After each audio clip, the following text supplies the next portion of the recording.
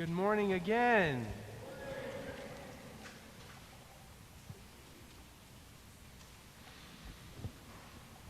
Roald Dahl's Charlie and the Chocolate Factory. Toni Morrison's Beloved. J.K. Rowling's Harry Potter. E.B. White's Charlotte's Web. Depending on where you or people you know have gone back to school, these are titles that they will not find in their library, because these are titles that certain school boards and state legislatures have banned. The reasons vary. Harry Potter is too celebratory of witchcraft, according to some. Charlie and the Chocolate Factory is too celebratory of indulgence, according to some. Usually, though, in most places around the country, including right here in Tennessee, book bans focus on violence and sexual content. Beloved is a story that focuses on a runaway slave who is haunted by the daughter she murdered. A shocking and violent act committed to save that baby from the shocking and violent realities of American slavery. The book is rife with physical intimacy, too, some of which was chosen and invited and relished, and some of which was forced.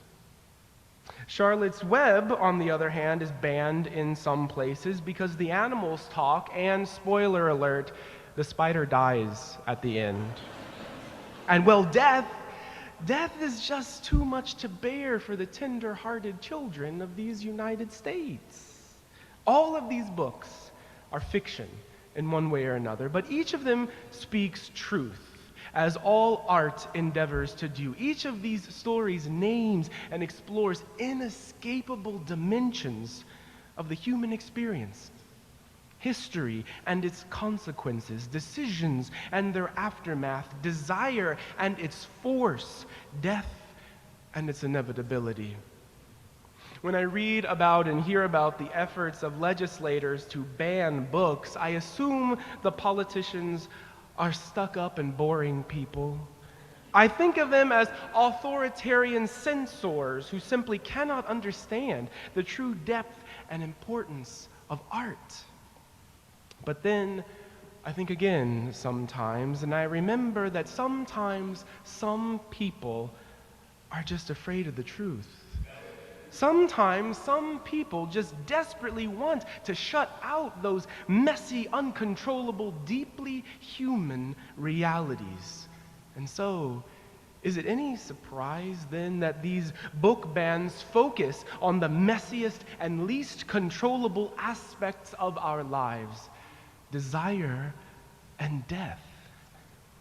Beyond trying to control what K through 12 students can read, these legislators and school boards are really trying to control, I think, the human story. They want to strip and absent our lives of life's stickiest stuff.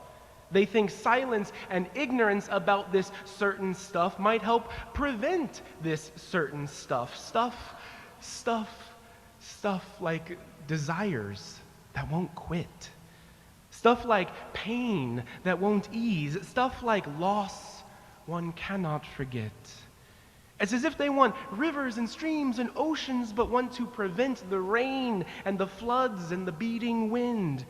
They want to build a world in which the messy, uncontrollable aspects of creation are kept out, shut down, and ignored. And of course, we know at least partly why. At least some part of this effort is rooted in the faith that some of us here claim. Christianity itself is one of the reasons why people in this society feel shame around sex and try to pretend that death isn't real. Certain interpretations of this tradition have told so many that their bodies are bad and that their desires are evil. It is common among certain Christians also to encourage folks to get over this life's grief by focusing on the afterlife's glory, making heaven's everlasting life into the ultimate answer for death. Certain versions of Christianity have turned people against themselves, trying to fix or trying to ban or trying to prevent those messy, uncontrollable aspects of what it means to be us. This is why there are so many churches that want to fix, ban, or prevent certain kinds of people, certain kinds of stories. They say, you can show up if you're gay, but just don't act on it and don't talk about it. They say, of course, we accept people of all races, just don't act black here. They say everybody sins, but just make sure you don't. These are the churches that shun those who are different and kick out the people who fail. These are the churches where redemption is in fact a code word for perfection. These are the churches that are too clean for the unhoused and too proper for the unusual. These are the churches that act as if sin is a sickness that we might catch. And so, these are the churches that do everything they can to keep sin and sinners away. They fix, they ban, they prevent, and they fail. Conversion therapies that try to turn LGBTQ folks straight fail. Pretending that race doesn't matter as a way to fix racism fails. Acting as if salvation can be won with the right behaviors fails. Trying to fix, ban, or prevent people from being people. Trying to fix, ban, or prevent the messy, uncontrollable aspects of our humanness, it never works. It's a hard truth that each of us encounters, though, at one point or another. Whether or not we're a conservative, Christian, or otherwise, probably most of us understand that temptation. The temptation to fix, ban, or try to prevent the messiest parts of who we are. Probably most of us have tried to whittle down the big, unwieldy scenes in our own stories. Who hasn't tried to shut out a desire or a longing that just wouldn't quit? Who hasn't tried to ignore clear signs of aging? Who hasn't tried to act as if their grief was something they could just process and then leave behind? Who hasn't cursed the rain or tried to hold back the wind? Who hasn't tried to fix, ban, or prevent the natural, the inevitable, the human? And again, of course, you can't. No one can. And about 2,000 years ago, the one called Jesus told us as much. Here's how he put it in the Gospel according to Matthew. You can follow along in your bulletins. Jesus said, "Everyone then who hears these words of mine and acts on them will be like a wise person who built their house on rock. The rain fell, the floods came, and the winds blew and beat on that house, but it did not fall, because it had been founded on rock. And everyone who hears these words of mine and does not act on them will be like a foolish person who built their house on sand. The rain fell, and the floods came, and the winds blew and beat against that house, and it fell, and great was its fall." You see, the rains will always come down. The floods will eventually come up, and the winds will forever blow. Trying to fix, ban, or prevent the messy, uncontrollable realities of what it means to be us is like trying to fix that rain. It's like trying to ban those floods. It's no different than trying to prevent the wind, desire, and death, our need for pleasure, and the reality of pain. These are part and parcel of what it means to be us. Whether or not we acknowledge them, whether or not we let K through 12 students read about them, they're real, they're true, they happen. And so, because we cannot prevent them, what Jesus calls us to do is to prepare for them. Rather than try to prevent desire, we must prepare ourselves for it, prepare to experience it and to consider it and to, above all else, be intentional about it. Rather than use our religion to answer death with some unthinking belief in an everlasting life, we must prepare our hearts for loss. Rather than try to push sin, however we understand it, away, we might prepare ourselves to be honest and curious, asking ourselves, how is this behavior, whatever it might be affecting my life? Am I able to do this and live out the values I hold most dear? Rather than build our lives pretending that rain and floods and winds won't happen, we can prepare ourselves to encounter them, to encounter the truth. We can create a foundation on the solid ground of what's real. In fact, this is what creation always calls for. Every act of creation, whether we're writing a work of fiction or painting a landscape or making some music, whether we're engaged in this kind of creation or that kind, we are called to encounter the raw facts of what's before us. The truth of who we are, the truth of what we have, and the truth of how we feel. Today, friends, we begin the season of creation, hence this changed out backdrop. Thank you to all those who helped with it and this beautiful changed communion table. Thank you, Catherine. During the season of creation, we will reflect on and celebrate and endeavor to learn from creation. We will look at the environment we are called to cherish and to protect, and we will look at human art that invites and challenges us into wonder. The theme for this year's season of creation is prepping, pruning, and blooming. We will take these tasks then, these aspects of the creative process, and we will consider in what ways they might shine light on our now. The issues and questions we are grappling with as individuals, as a people, and as a church. And so today, we begin at the beginning with the foundation. We begin today with the raw stuff of being human, the stuff we cannot prevent, the stuff for which we must prepare.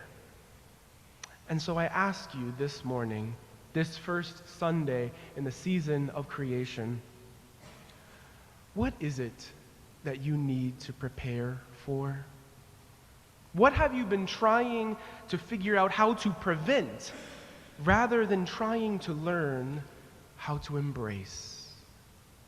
Friends, I ask you these questions here and now because far from just simply trying to fix, ban, or prevent our humanness, ours is a tradition that also offers us a means of preparation.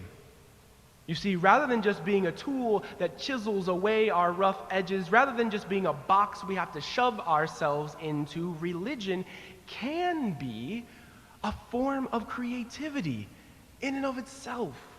We don't just believe religions, we do them. We breathe them. We live them out, letting their stories and wisdoms weave into our stories and our wisdom. Like painting, like storytelling, like dance, like music, like all things that humans have always incorporated into religion. Religion itself is about being creative, trying to imagine our way into the stories of ancient peoples so that we can see the sacred through line called God. And so, as in every act of creativity, we start with the truth of what we have. We start with the truth of who we are and the truth of where we find ourselves. We start, in other words, with the raw facts of what we cannot change, the raw experiences we cannot prevent. And then we prepare. We prepare in the way Jesus prepared, not shunning the realities of our humanness, but embracing them, finding and relishing moments of sensuality, as Jesus did, like when he let a woman bathe his feet and then perfume them with the strands of her own hair.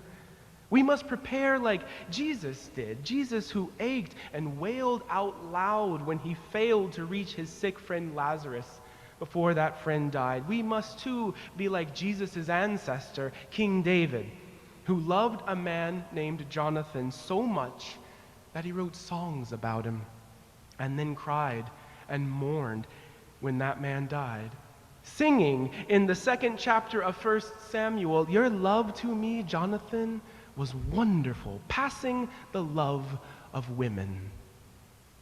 Our religion actually gives us beautiful, rich ways to prepare for all the things that the book banners want to pretend don't exist. We can create room for joy and for pleasure when the occasion calls for it in an atmosphere of intimacy and mutuality and trust. We can create space for wailing and crying when we fail, when we lose, when death comes. And too, we can sing. We can make things. We can tell stories and read them. While many churches want to fix, ban, or prevent the outcasts and eliminate the strange, the founder of this religion, Jesus, made a beeline for the sinners and broke bread with the misfits. Far from trying to keep sickness or grief or pleasure or sensuality at bay, Jesus kissed his friends and touched their feet and turned water into wine and then cried on the cross. And so at this church, we have a long tradition of trying to do things a little bit differently than many churches. Rather than sit idly in a darkened sanctuary surrounded by thick walls that keep the world out, this room is filled with light and the sounds of the world outside. Rather than exclude any type of person because of what they've done or how they look, we strive to embrace everybody as one more image of God. Rather than write people off on account of their sins or their habits or their modes of thinking, we invite each other to reflect. What we strive to be here, then, is a church that welcomes not only God, but also all her people. We strive here to be a church that makes space for holiness and humanness, messy, uncontrollable us. And so, as you make your way into the rest of this morning and the rest of your week and the rest of this season focused on creation, I invite you to consider what you need to stop trying to prevent and start preparing to encounter as a part of your beautiful human story, a story we might hope could be rich enough and real enough to get banned by the Tennessee legislature. May it be so, and amen. We now worship God as we present our offering.